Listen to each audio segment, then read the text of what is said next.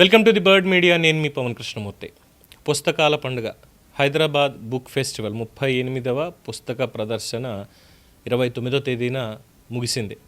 10 రోజుల పాటు అంగరంగ వైభవంగా జరిగింది. అయితే సరే, సేల్స్ పాయింట్ ఆఫ్ వ్యూలో చూసినప్పుడు మాత్రం కాస్త డిసప్పాయింట్మెంట్ ఈ సంవత్సరం, ఎస్పెషల్లీ ఎందుకంటే మొత్తం 368 స్టాల్స్ పెట్టారు. వివిధ భాషల్లో పుస్తకాలు, అనేక మంది కవులు, కళాకారులు, వాళ్ళ రచనలు, కొత్తగా వస్తున్నటువంటి వాళ్ళు ముఖ్యంగా. అంటే ఈ వయసుకి నా వరకు నేను సిగ్గుపడుతున్నాను. నాకంటే చాలా చిన్న చిన్న పిల్లలు వాళ్ళ పుస్తకాలు ఈరోజు బెస్ట్ సెల్లర్స్ కింద మార్కెట్లో అవైలబుల్ ఉన్నాయంటే అఫ్కోర్స్ వాళ్ళ తృష్ణ, వాళ్ళ ఆ ప్యాషన్ అనేది దాంట్లో వాళ్ళు పెంపొందించుకుంటూ వచ్చారు. నాలాంటి వాడికి చదివే ఆసక్తిని బాగా కల్పించాడు భగవంతుడు. అదొక్కటే మంచి విషయం అనుకోవాలేమో, ఇంకేం తెలియదు. బట్ పుస్తక ప్రదర్శన అనేది చాలా గొప్పగా, చాలా బాగుంది. జస్టిస్ ఎన్వి రమణ గారిని ఆఖరి రోజున కలవడం అనేది నిజంగా ఒక గొప్ప అనుభూతి. ఆయనతో ఒక 2 క్షణాలు మాట్లాడినప్పటికీ కూడా చాలా చక్కగా ఆయన మాట్లాడడం, ఒక సామాన్య వ్యక్తులుగా ఆయన రావడం. అలాగే హైడ్రా రంగనాథ్ గారు కావచ్చు, ఇక చాలామంది పెద్ద పెద్ద వాళ్ళందరూ కూడా వచ్చారు. అలాగే ఎంతోమంది కవులు, కళాకారులు, మన సినీ రచయితలు, నటులు, నటీమణులు ఎంతోమంది వాళ్ళకి ఫ్రీ ఉన్నటువంటి సమయంలో వచ్చి కనీసం 1-2 పుస్తకాలైనా కొనుక్కుంటూ వెళ్ళారు. మొత్తం 368 స్టాల్స్ వివిధ పబ్లికేషన్స్కి సంబంధించి. ఎవరని చెప్పింది భాష చచ్చిపోతుంది, తెలుగు చచ్చిపోతుంది అని? తెలుగు భాష సేవకి సంబంధించి పుస్తక ప్రచురణ అనేటువంటిది మృగ్యం అయిపోతుంది. ఇంకేముంది, మొత్తం అందరూ కూడా పీడిఎఫ్లలోనే చదువుకుంటున్నారు, లేదంటే కిండిల్స్ వచ్చేసాయి, వాటిలోనే చదువుకుంటున్నారు. అంటే తెలుగు భాషకి సంబంధించి, అంటే పుస్తకాన్ని ఫిజికల్గా పట్టుకుని చదివితే వచ్చేటువంటి ఆ అనుభూతి వేరు, పీడిఎఫ్లోనే ఇంకో దాంట్లో చదివితే వచ్చేటువంటి అనుభూతి వేరు. సో ఈ సంవత్సరం అంటే నాకు పుస్తకాల పండుగతో నాకు ఉన్నటువంటి అనుబంధాన్ని ఈరోజు మీతో పంచుకోవాలని. నేను మొట్టమొదటిసారిగా ఈ బుక్ ఫెస్టివల్కి వెళ్ళింది 2009 or 10 అనుకుంటా. ఎందుకంటే అప్పుడు అక్కడే పనిచేస్తూ ఉండేవాడిని, ఆర్టీసీ క్రాస్ రోడ్ దగ్గర ఎన్టీఆర్ స్టేడియం దగ్గర పనిచేస్తూ ఉండేవాడిని. అలా పెట్టినప్పుడు అవకాశం వచ్చింది, జస్ట్ సరదాగా వెళ్ళి చూసి వచ్చాను. ఆ రోజుల్లో పుస్తకాలు కొనుక్కుని చదవాలి, దగ్గర పెట్టుకోవాలి అన్నటువంటిది, పుస్తకం చదివే పఠనాసక్తి ఉన్నప్పటికీ కూడా ఎక్కువగా కాన్సన్ట్రేట్ చేయలేకపోయాను.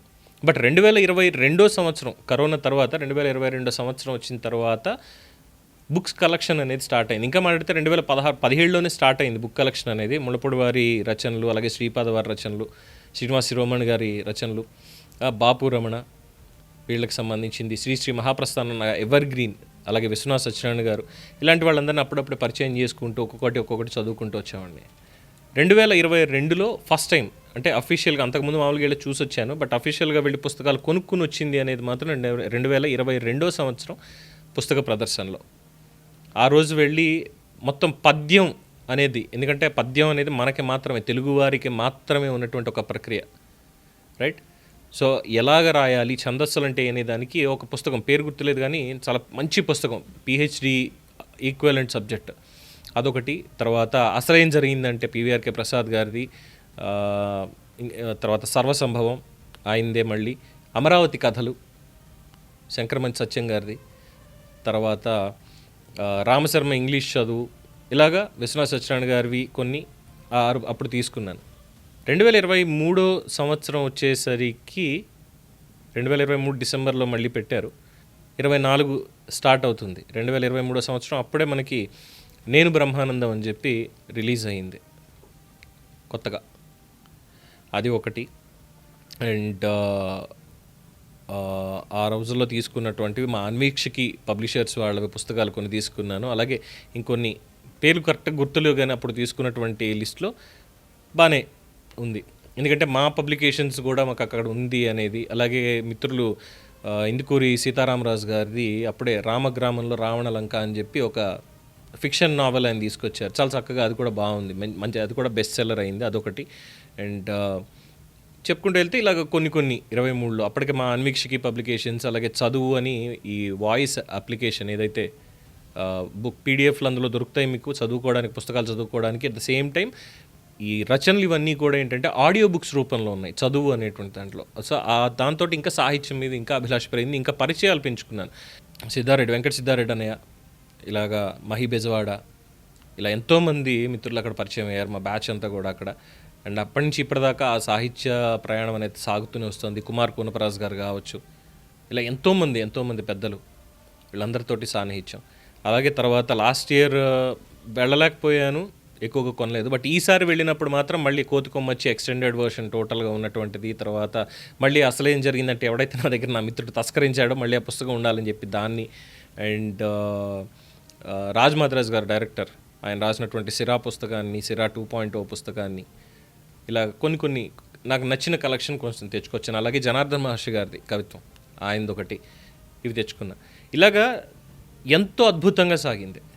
ఇంకా అనుకున్నాను, అరే ఈసారి బడ్జెట్లు కూడా సరిగ్గా మిగలలేదే, ఎలా సేవ్ చేసుకుని కొనుక్కోవాలి, ఇంట్లో ఉన్నటువంటి ఆరోగ్య పరిస్థితులు వీటితోటి ఉన్నవన్నీ అయిపోయి ఏం లేదు, మరి ఎలాగ ఇంకేం చేయాలి అని ఆలోచించుకునే లోపు పుస్తక ప్రదర్శన అయిపోయింది చక్కగా. ఈసారి చిన్నపిల్లలు సైతం వచ్చారు, చాలా కొత్త రచయితలు వచ్చారు, వాళ్ళందరినీ ప్రోత్సహిస్తున్నారు పెద్దలు, చాలా చక్కగా జరిగింది.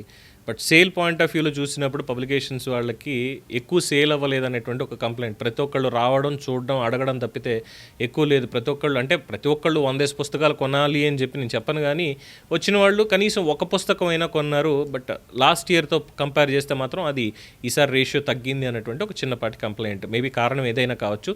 బట్ నెక్స్ట్ ఎడిషన్ ఆఫ్ ఈ పుస్తకాల పండుగకి చాలా ఈగర్గా వెయిట్ చేస్తున్నారు ఇప్పటి నుంచి అందరూ. విశాఖపట్నంలో మొదలైంది ఈ రోజు నుంచే, రేపు 2వ తారీఖు వరకు 4వ తారీఖు వరకు సాగుతుంది. తర్వాత విజయవాడలో మళ్ళీ పుస్తక ప్రదర్శన ఉంటుంది.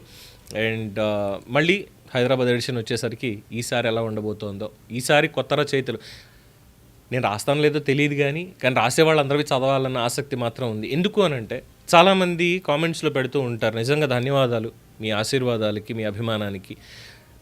మీ భాష చాలా చక్కగా ఉంటుందండి, ఉచ్చారణ చాలా బాగుంటుంది అంటే దానికి కారణం ఏంటంటే, నాకు జన్మనిచ్చినటువంటి తల్లిదండ్రులు, నాకు విద్య నేర్పినటువంటి నా గురువులు, ముఖ్యంగా మా తాతగారు చోటునీరు శ్రీరామ్మూర్తి గారు నాతో అక్షరాభ్యాసం చేయించినటువంటి వ్యక్తి, అలాగే మా ముత్తాత గారు పేరావధానులు గారు, వీళ్ళందరి పర్యవేక్షణలో, వీళ్ళందరి దాంట్లోనే నేను నా తెలుగుకి, నా భాషకి నేను మెరుగులు దిద్దుకుంటూ వచ్చాను. మా తెలుగు మాస్టర్ దేవరపల్లి కృష్ణమూర్తి గారు, మా వంగర సుజాత మేడం గారు, తెలుగు మేడం గారు, వీళ్ళు నేర్పినటువంటిది. అలాగే మా చంద్రపూడి వెంకటేశ్వర గారు డ్రాయింగ్ మాస్టర్, తెలుగు భాషాభిమాని, ఆయన సాయనాచార్యులు గారు, శ్రీహరి మాస్టారు, పివిఎన్కే మోహన్ గారు, మా పిఎస్ మాస్టారు, అందరూ కూడా తెలుగుకి సంబంధించి ముఖ్యంగా ఈ సాహిత్యం అనేటువంటి దానికి ప్రక్రియల్ని ఎన్నో పరిచయం చేస్తూ వచ్చారు వాళ్ళు చిన్నప్పటి నుంచే. ఆ తర్వాత ఇప్పుడున్నటువంటి నా మిత్ర బృందం, నాకు ఆత్మీయులు, ఎక్స్టెండెడ్ ఫ్యామిలీ, ఒక తల్లి కడుపును పుట్టకపోయినా కూడా అందరూ ఒకే కుటుంబంలాగా ఎప్పుడూ కూడా సరికొత్త ఒక రచన వచ్చిందంటే అరే ఇది చదువు, ఇది బాగుంటుంది అని చెప్పి ఇస్తూ సలహాలు, సూచనలు ఇస్తున్నటువంటి వాళ్ళు. అలాగే మా మిత్రులు విజయ్ నేను కూడా కలిశాను, వారిది కూడా ఒక పుస్తక ప్రదర్శన పెట్టారు. అండ్ ఇంకా చాలా ఉన్నాయి. సో ఈ భాషని పెంపొందించుకోవడానికి, మన నుడికారాన్ని ఇంకా పెంపొందించుకోవడానికి పుస్తక పఠనం అనేటువంటిదే ప్రధానంగా పనిచేస్తూ వస్తుంది.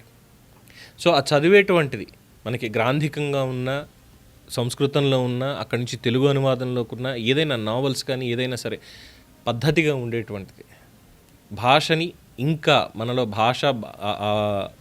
ఆ ఉత్సుకతను రేకెత్తించేలాగా పుస్తక పఠనం అనేది చదువుతూ ఉండాల్సిందే. అలాగే ప్రాంతీయకు సంబంధించినటువంటిది, ముఖ్యంగా కోనసీమకు సంబంధించిన పుస్తకాలు అంటే మా దిగువ గోదావరి కథల వంశీ గారిది, శివతత్వం కావాలి అంటే నా వరకే చెప్తున్నానండి, నేను ఎవరిని కూడా నేను తప్పట్టలేదు, కించపరచడం లేదు.